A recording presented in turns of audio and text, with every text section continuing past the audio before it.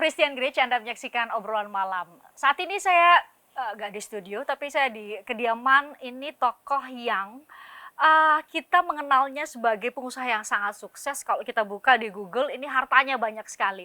Tapi jadi pertanyaan kenapa masih ada di politik? Kalau mungkin bagi kita yang biasa saja akan berpikir bahwa ya udahlah ya kita menikmati hidup. Tapi kayaknya nggak mau menikmati hidup dan dengan pencapaiannya di dunia usaha dan dengan segala kesejahteraan yang sudah dimiliki.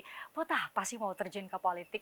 Saya sudah bersama dengan Bang Sandiaga Uno. Bang Sandi, terima kasih sudah menerima saya di kediaman nih. Terima kasih Mbak Christian, dan terakhir kali kita di studio yang Bicara mengenai KTT waktu itu bicara ya. mengenai KTT dan bicara mengenai ekonomi, dan sekarang ada di kediaman kami. Terima kasih sekali. Saya yang terima kasih karena saya harus bilang ke Mirsa ini kegiatan Bang Sandi ini padat sekali hari-hari ini karena memang sekarang sudah dapat tugas dari partai baru. Bener Betul, ya? partai baru. Partai Persatuan Pembangunan. Kirain mau jadi ketua umum waktu itu. Jadi Bapilu ya? Ya, ditugaskan menjadi Bapilu, dan ini tugas yang sangat berat karena perolehan P3 pada pemilu 2019 kan turun secara drastis. Nah, ini bagaimana kita di tengah persaingan ini P3 bisa kembali menjadi dekat dengan hati dan pikiran rakyat. Sehingga P3 juga relate banget gitu. Anak-anak muda bilang P3 itu gua banget. Karena waktu saya pertama kali memilih partai setelah saya boleh mencoblos, lebih dari 30 tahun yang lalu itu saya mencoblosnya P3. Dan waktu itu saya ingat-ingat apa yang membuat saya mencoblos P3, dan kelihatannya nemu banget di mana kita bisa mencari suatu ceruk di mana P3 merepresentasikan sisi ekonomi yang lebih membuka peluang untuk masyarakat mendapatkan lapangan kerja, dan partai yang komit untuk menjaga agar biaya hidup, ongkos-ongkos termasuk harga-harga bahan pokok itu stabil dan murah terjangkau. Kalau ditanya berarti gaya Sandi Uno untuk bisa mewujudkan tugas baru yang diberikan di P3, Bapilu itu ya, itu nggak main-main tuh tugasnya, menang atau kalah, berapa jumlah suara yang diperoleh di 2024 berarti kan di tangan seorang Sandiaga Uno. Gaya apa yang diterapkan seorang Sandi? Kita harus betul-betul mengikuti demografi yang ada di dalam elektoral kita, karena kalau kita lihat dari data KPU kan di 50% lebih adalah pemilih yang di bawah usia 40 tahun. Dan ini jumlah yang sangat besar. Dan dominan ini juga suara perempuan. Jadi kita harus membawa P3 ini tetap kokoh di dalam matriks yang sangat dekat dengan pondok pesantren, dengan para kiai, para ulama, para habaib. Dan ini merupakan sebuah landasan dan pondasi yang kuat. Namun kita harus mengambil ceruk baru, yaitu ceruk yang relate sama anak-anak muda, dengan emak-emak, dengan kaum perempuan, dan merepresentasikan harapan mereka. Misalnya kebetulan P3 warnanya hijau. Ya, tentunya adalah P3 yang membidik ekonomi hijau yang bisa membuka peluang usaha dan lapangan kerja, startup buat masyarakat muda, juga UMKM buat ibu-ibu pelaku usaha kuliner, karena jumlahnya ini sangat besar, 64 juta lebih, dan kita bisa melihat di mana P3 ini memiliki suatu nilai historis yang sangat kuat, dan kita bisa kapitalisasi sehingga bisa menjangkau melalui platform-platform agar lebih banyak pemilih muda dan perempuan ke depan. Kalau saya dengar tadi berarti sudah sangat ditata, sudah ada strategi dan taktik-taktik ya sudah mau dilakukan atau tengah dilakukan oleh seorang Sandiaga Uno. Saat ini Bang Sandi mendapat posisi di P3. P3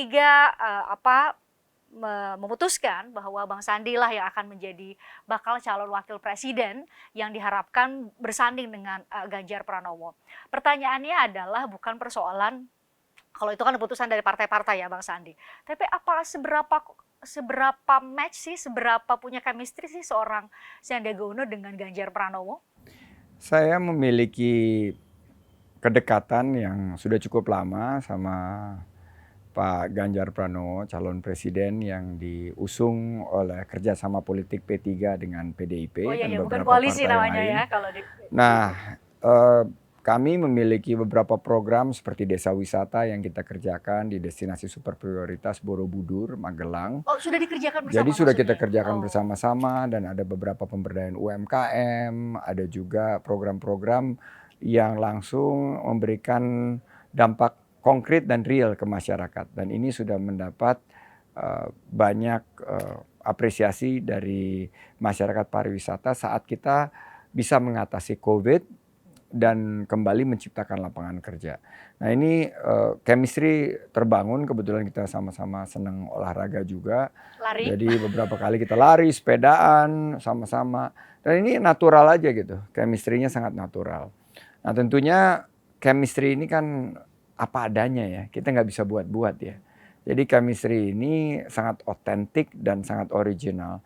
Di mana ya saya paling tidak dari sisi saya dan dari sisi istri saya karena kita banyak bicara, kita sangat nyaman gitu. Apalagi kemarin ketemu di Tanah Suci, ini kita merasakan sebuah chemistry yang paling tidak dari sisi kami ini kita menemukan satu chemistry yang sangat baik dan bisa kita tingkatkan ke depan.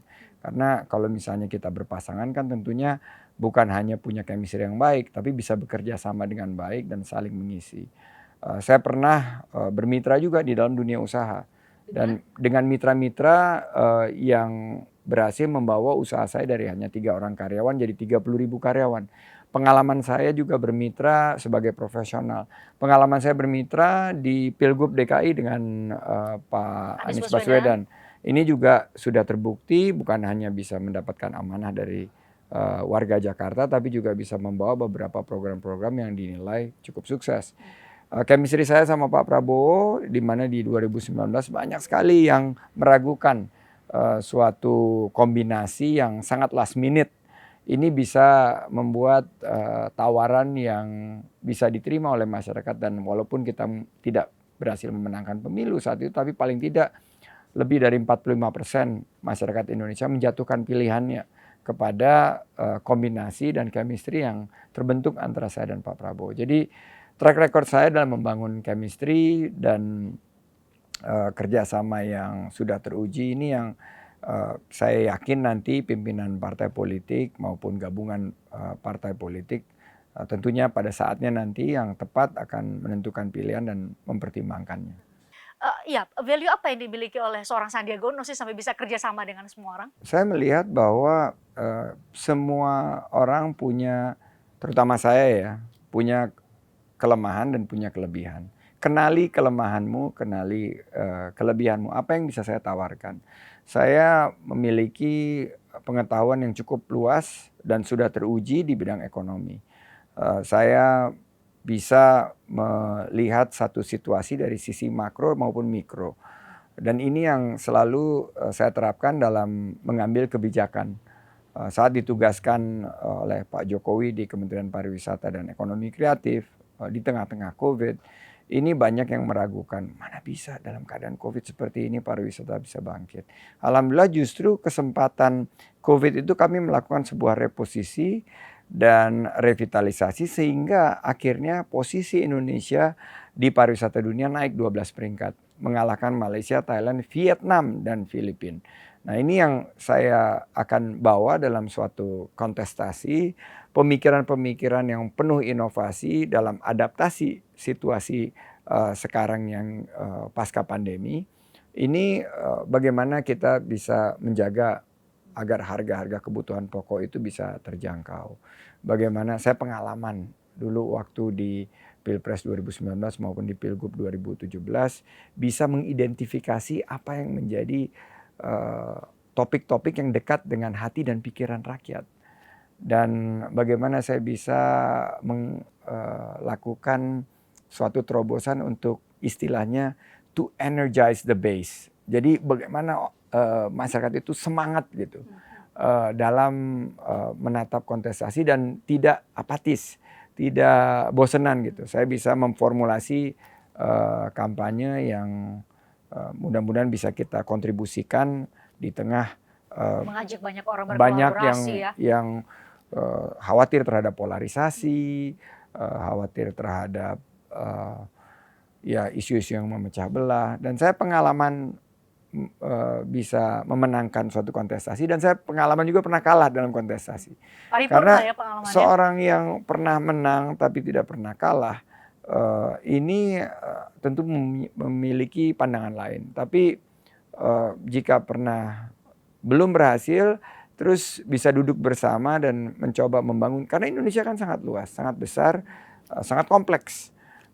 Bagaimana kita bisa dalam konsep Pak Jokowi yang kita bertanding untuk bersanding, kontribusi-kontribusi talenta-talenta terbaik yang dimiliki bangsa ini diajak bekerja sama, itu saya juga pernah mengalami. Jadi menurut saya kontribusi ini yang mudah-mudahan tentunya yang nanti akan mengambil pilihan adalah para pimpinan, dan saya akan ikhlas apapun yang diambil. Yang sekarang saya fokuskan adalah sebagai tugas di Ketua Bapilu P3 memenangkan Pilpres, memenangkan Pileg, dan juga Pilkada di tahun 2024. Kalau didengarkan sih ini berarti dulu di Gerindra sebagai wakil ketua Dewan Pembina. Jadi tugasnya makro lah ya. Kalau sekarang benar-benar secara strategi taktis itu dikerjakan oleh seorang Sandiaga Uno. Apakah Bang Sandi meninggalkan apa yang Bang Sandi lakukan di dunia usaha dan harus beradaptasi dengan dunia politik yang berbeda, atau Bang Sandi justru melihat bahwa banyak juga kok gaya-gaya strategi-strategi di bidang usaha yang kemudian saat ini masih tetap Bang Sandi terapkan ketika terjun di politik?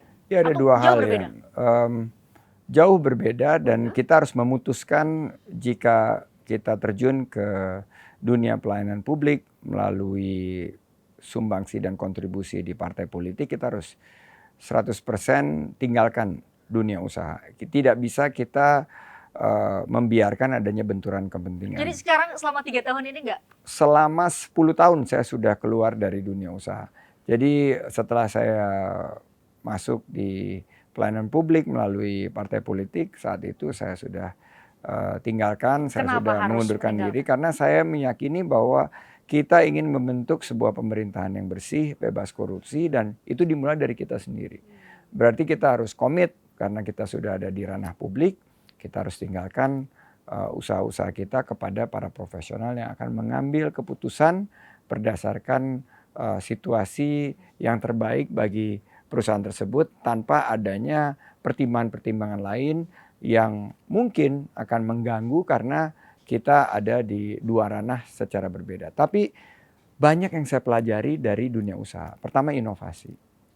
Dunia usaha itu sangat cepat berinovasi.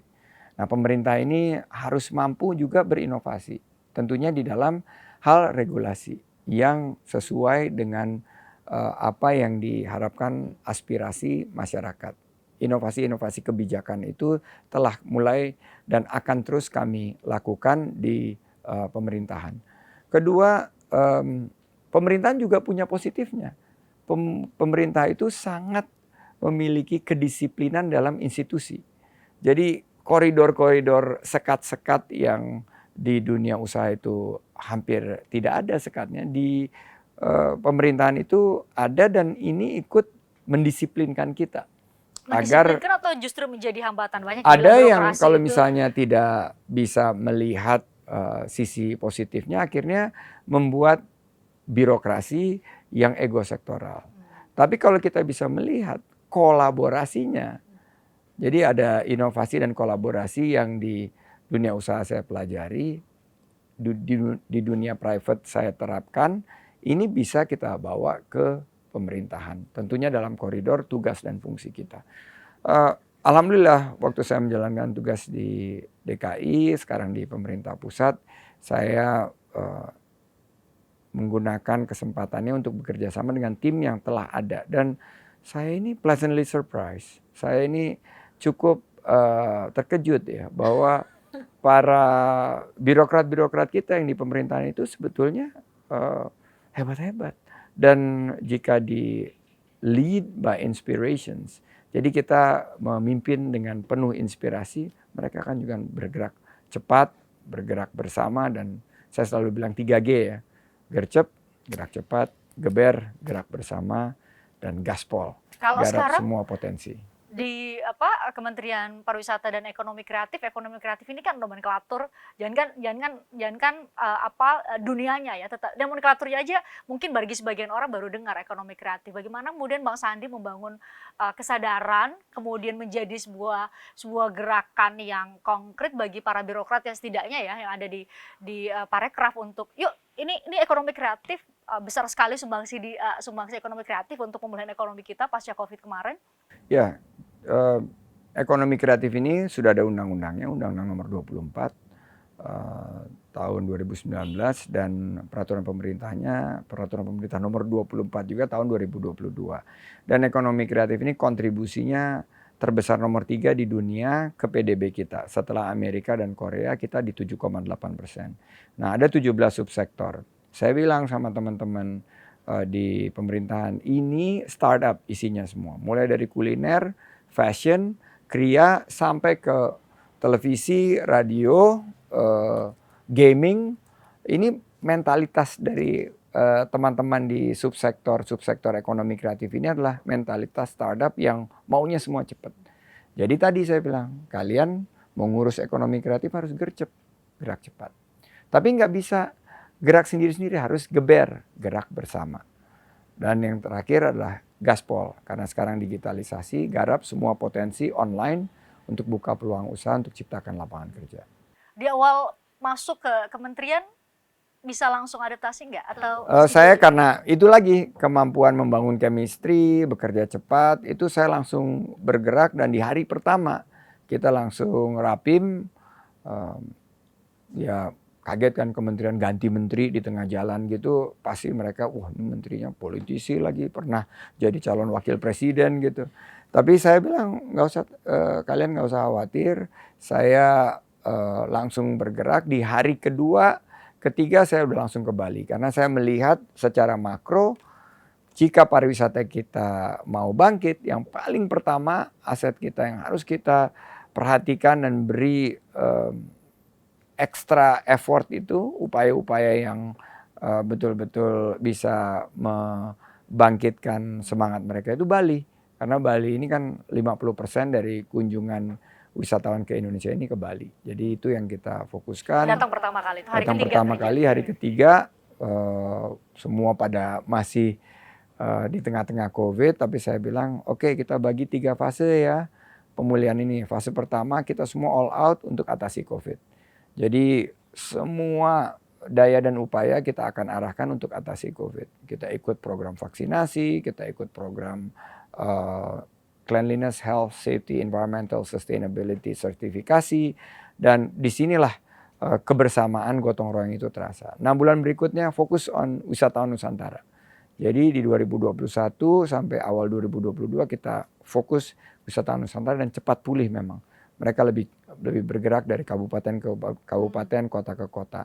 Nah begitu 2022 border kita, perbatasan kita mulai direlaksasi, mulai dibuka, ini kita mulai menerima wisatawan mancanegara, dan kita fokusnya kepada produk-produk kita yang sangat kuat dari segi kualitas dan keberlanjutan lingkungan. Alhamdulillah per hari ini kita 10-15% ahead of schedule, ahead of target.